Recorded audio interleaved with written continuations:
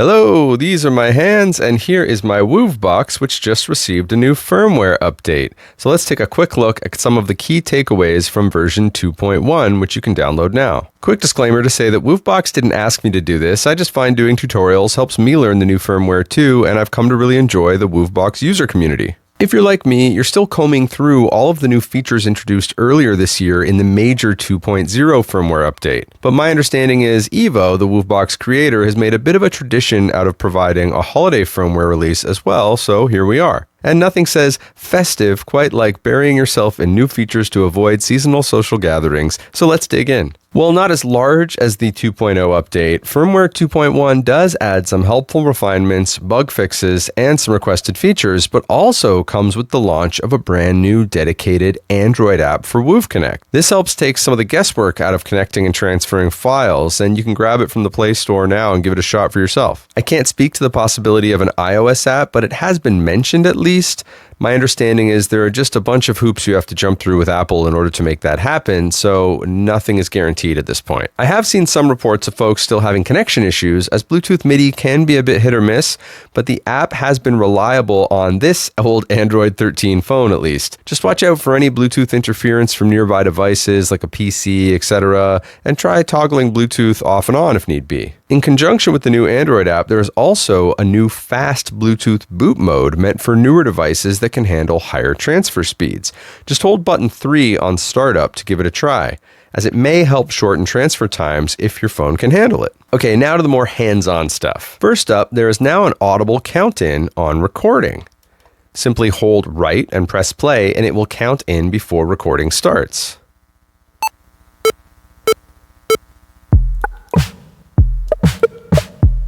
Oh yeah, there we go. We got a hit on our hands already.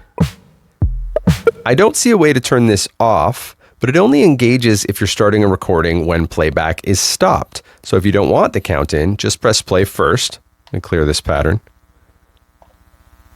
Press play first, then press right and play to trigger recording start.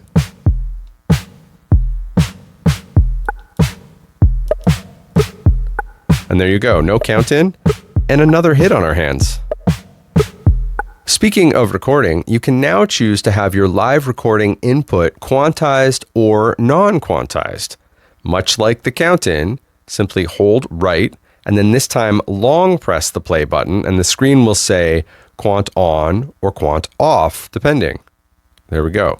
This is great if you want to preserve your personal timing or would prefer to have it snap to the nearest step, depending on what you're trying to do. So here we had quantized off. Let's give it a shot.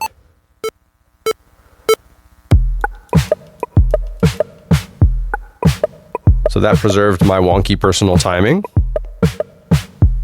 Clear that. Right and long press play. Quant on.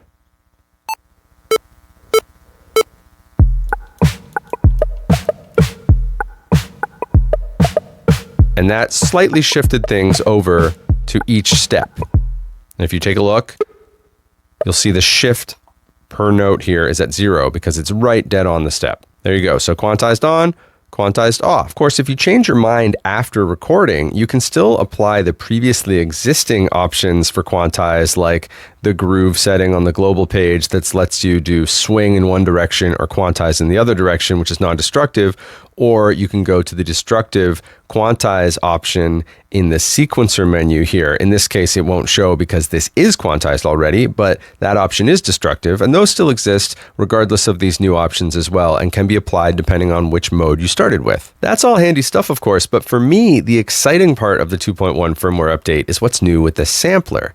Case in point, there are now new sample rate recording settings that color your sounds differently depending on the source or what you're trying to achieve. Simply open the sampler, so we'll press value plus sampler. I happen to be in an empty kit here already, and now scroll the value encoder to see our new options. We've got the mic option, which has always been here, and now we have 2 line-in options. First, we've got 44 kilohertz 8-bit, which is said to emulate the vintage EMU Emulator 2 sampler and is recommended for busy audio with higher harmonic content like acoustic drums, for example. And then we have 22 kilohertz 16-bit, which is recommended for generic audio with lower harmonic content, like bass or piano maybe. But experiment with what sounds best to you, of course. As an example, let's sample something into the line input. I've got freesound.org open here and have selected a simple drum groove. To record that, I'll play it while holding right and an available slice on the Woovebox. So let's start with 2216. Ready? Okay, here we go.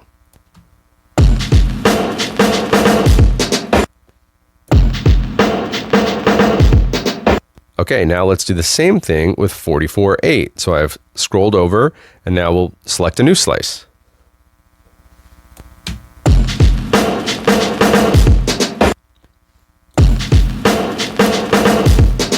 So now we have both 2216 and 44.8.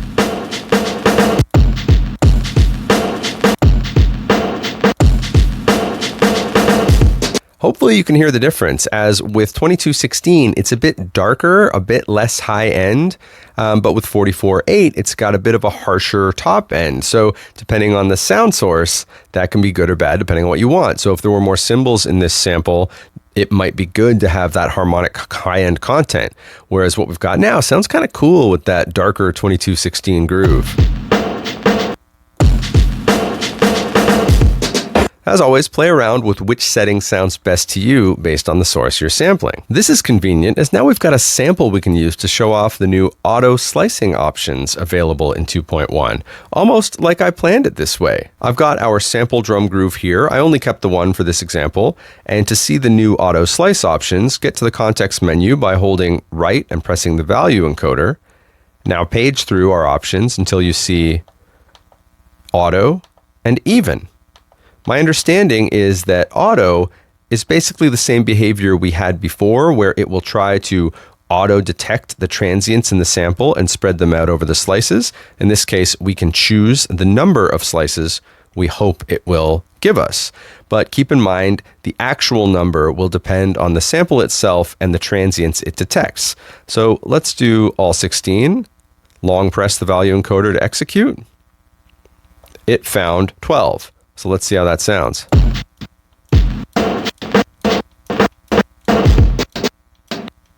Now, my personal experience with auto slicing has always been a bit hit or miss on any device, and your success will likely depend on how busy your chosen sample is or how glitchy it is, etc. But it does make for a good starting point. As you can hear, it did try to divide these out.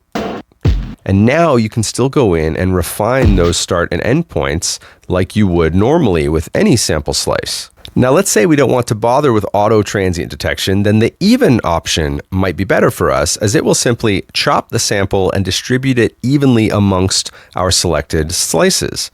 So we simply go back to our context menu, right and value, page through until we see even, and select the amount of slices we'd like. Let's do 8 this time. Long press. There we go. We have the 8 slices we asked for, and it should be the sample evenly distributed. And for this particular drum groove, that works pretty well. Like, you could still go in and refine the start and end points, but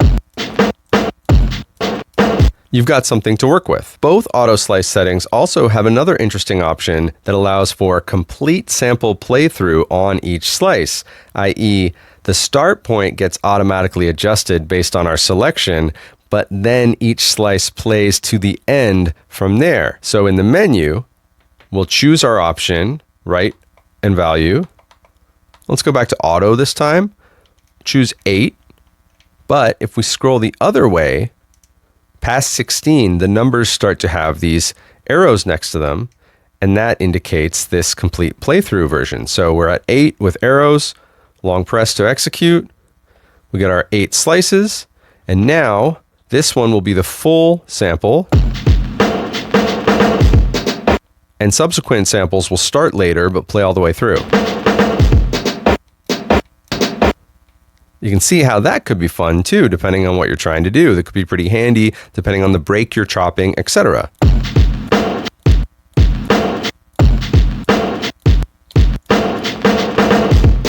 And I should mention, these are just the overt features. Firmware 2.1 includes a host of improvements under the hood, like bug fixes and tweaks to keep allowing us to get more and more out of this magical little Australian device. I'll link to the full feature list that was posted to Reddit in case you're curious about more of the nitty-gritty details, as well as to the firmware download page, but Wooveconnect should let you know there's an update automatically. Were any of these updates on your wish list? Anything I missed or you'd like to hear more about?